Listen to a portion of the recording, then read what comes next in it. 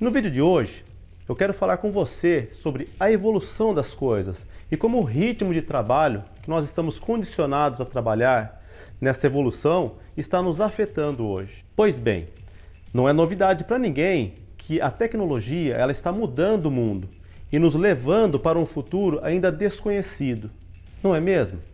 Olha só como que as coisas evoluíram no decorrer desses anos que nós vivemos. Antigamente, as mudanças, as notícias, as pessoas, elas se movimentavam em uma velocidade muito lenta. Até porque os meios de comunicação naquela época eram precários. Conforme as coisas foram evoluindo, as coisas foram ficando cada vez mais rápidas. Toda hora tem alguma coisa nova.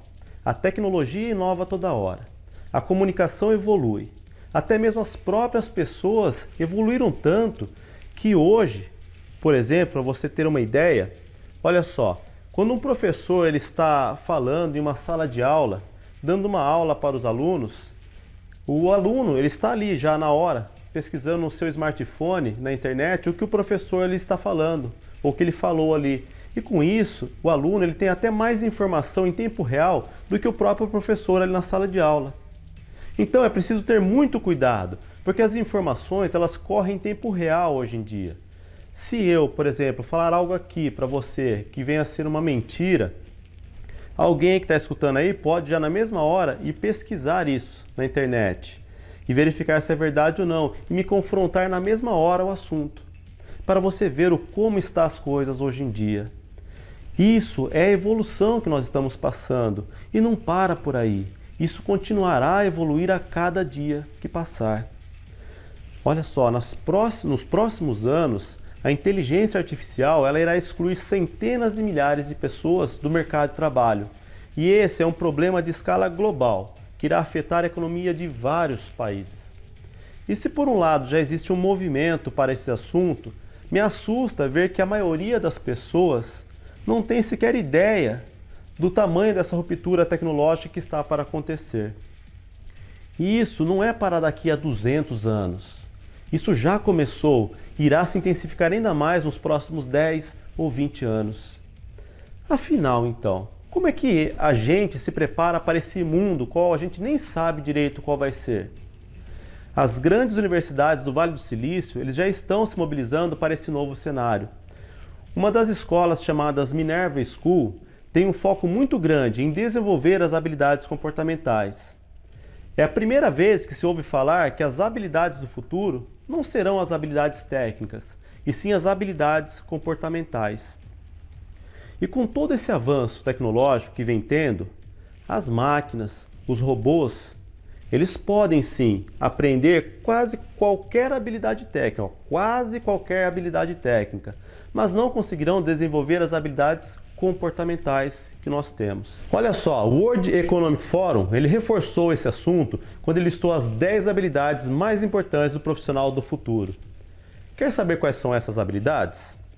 Pois bem, são elas. Primeiro, a resolução de problemas complexos.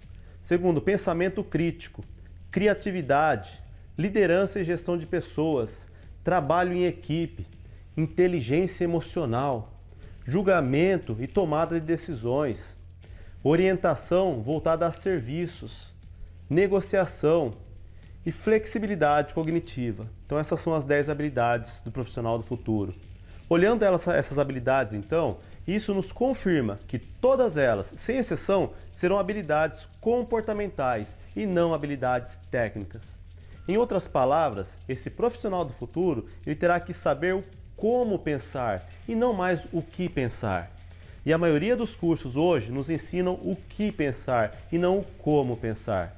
Nós crescemos ouvindo dos professores e dos profissionais conceituados de mercado o que era certo e o que era errado.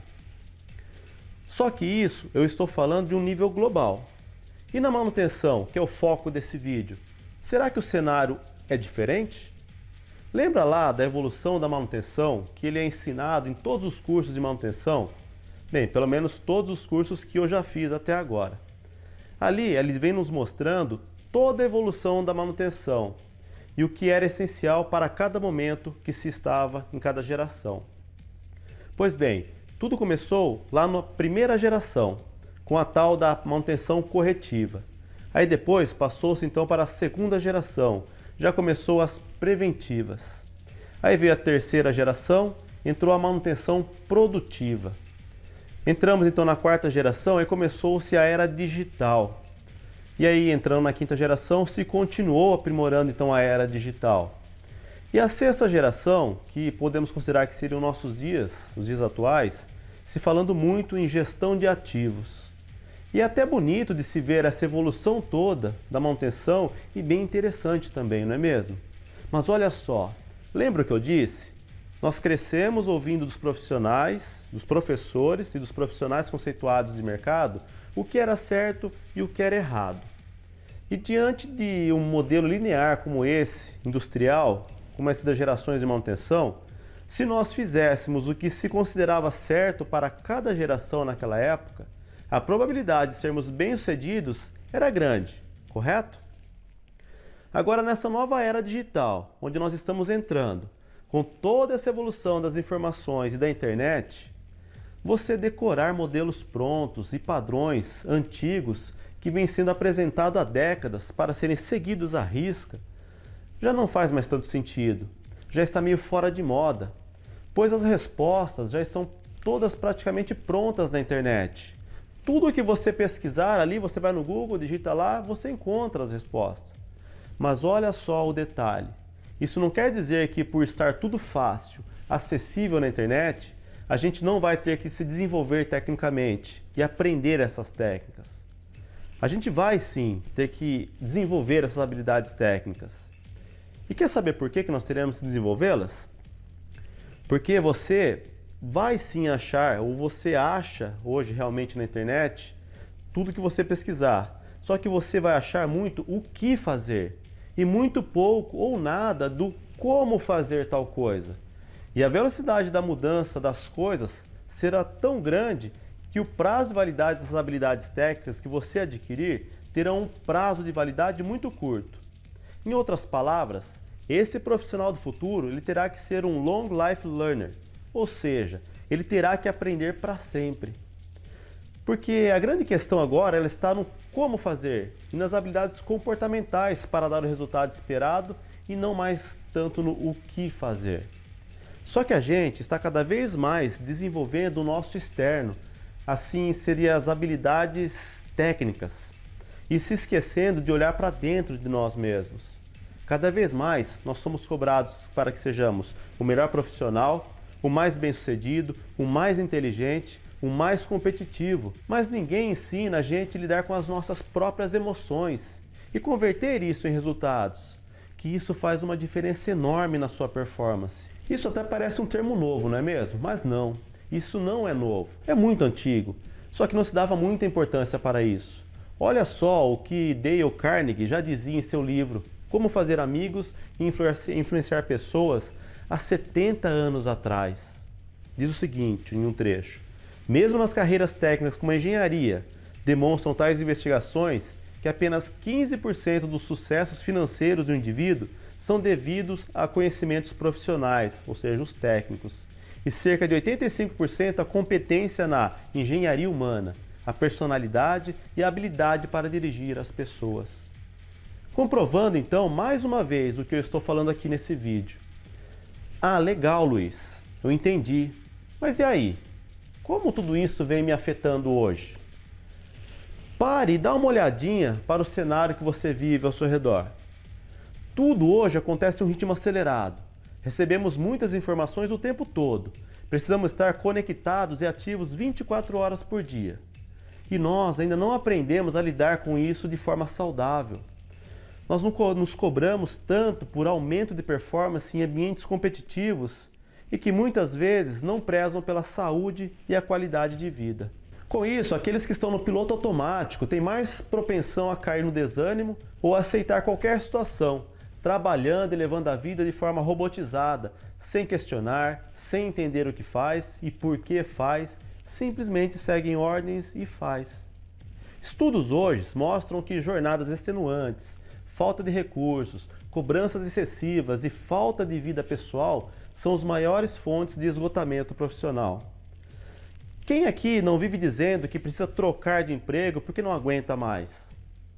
Só que quando trocam de emprego, descobrem que esse novo emprego que você foi é a mesma coisa, ou até pior do que você estava. Todo mundo conhece alguém que passou por isso, não é mesmo? E se não for você mesmo, essa pessoa? Nós de manutenção, geralmente, nós somos mais brutos, mais técnicos do que humanos. Com isso, muitas vezes, nós achamos que questões psicológicas e comportamentais são fraqueza e frescura. Resistimos em aceitar isso. Afinal, temos que ser fortes e continuar a trabalhar. Quantas vezes você ficou no trabalho até mais tarde porque todo mundo fica? Ou para não mostrar que já tinha terminado suas atividades? Quando você sai no horário, dá até aquele sentimento que está devendo alguma coisa. Sai escondido do chefe para ele não te ver. Mas isso tem um preço. Muitas vezes, caro demais e sem volta. Projetos de vida têm ficado de lado em detrimento do crescimento profissional. Deixamos sonhos de lado, saúde de lado, a família de lado. O que é pior é que nem sempre o crescimento e os méritos profissionais acontecem, mesmo com todo esse esforço que você faz. Muitas vezes o aumento de salário ele até acontece, a promoção vem, mas não é perceptível, pois a pessoa já aumentou seu padrão de vida e muitas vezes isso serve para suprir sua ausência ou premiar pelo esforço, como se fosse uma compensação pelo que você perdeu lá no caminho. Alguns de vocês podem estar se falando aí, mas eu sou profissional autônomo, isso não é para mim, não tem nada a ver comigo. Pois bem, também estão na lista dos esgotados. A pressão por garantir diariamente seu salário, além de cuidar de seus próprios benefícios e estrutura, faz com que eles cheguem no limite e não consigam relaxar. Nós ainda não aprendemos a trabalhar nesse modelo, o que leva muita gente a ter dificuldade com planejamento e gestão, e assim acabam se sobrecarregando ou não conseguindo manter um mínimo de qualidade de vida. E o que dizer daqueles profissionais que dizem que amam o que fazem? Se ouve muito isso também, não é mesmo? Você tem que trabalhar com o que você ama. E está certo. Você tem realmente que trabalhar com o que gosta. Só que esses profissionais também correm esse risco. Por exatamente gostarem do que faz, se envolvem tanto no que fazem que acabam não colocando limites. E isso sobrecarrega, causando então esgotamento profissional. Consegue entender que a evolução das coisas está nos forçando a mudar? Você concorda que é preciso fazer algo diferente? Nesses 26 anos na área de manutenção, me especializando em gestão de manutenção, eu percebi que é possível sim fazer algo diferente, onde você consiga ter um equilíbrio entre a pressão do trabalho para entregar os resultados que a empresa tanto te cobra e ao mesmo tempo você conseguir ter um equilíbrio para a sua vida pessoal, cuidar mais de você mesmo, dar atenção para a esposa, estar presente para os filhos. Isso tem a ver com quebra de paradigmas, pois quando se consegue chegar nesse patamar, você irá perceber que os resultados não deixam de ser entregues. Muito pelo contrário, você melhora a qualidade das suas entregas de uma maneira mais simples e eficiente, sem tantas complicações, pois é tanta regra hoje em dia que acabamos nos complicando com tudo isso, não é mesmo? Você começa então a se forçar a buscar novas alternativas, melhorias de mercado que saem do padrãozão, do tradicional, que nós estamos acostumados. Você começa a trabalhar as pessoas para que elas também melhorem suas entregas. Começa a trabalhar mais em time, começa a entender como a empresa quer trabalhar, o que ela realmente precisa, e não simplesmente sair implantando tudo porque todo mundo faz, ou porque alguém disse que tem que ser assim e pronto. Com isso, você começa a ser mais assertivo e aí vai virando um ciclo. Cada vez mais pessoas engajadas, entregando mais e melhor, os resultados aparecendo, todos se ajudando. E quando se vê, você está lá em um novo ciclo, cuidando muito bem do seu trabalho, só que agora da sua vida pessoal e família também. Não estou falando aqui que é um método fácil e milagroso não, mas é completamente possível, pois eu já provei isso, mais de uma vez em empresas diferentes. E posso te garantir, dá trabalho no início, mas é gratificante depois, pois é uma mudança de modelo mental, onde te faz sair do padrão e buscar novas alternativas que vêm de encontro com a evolução que estamos passando.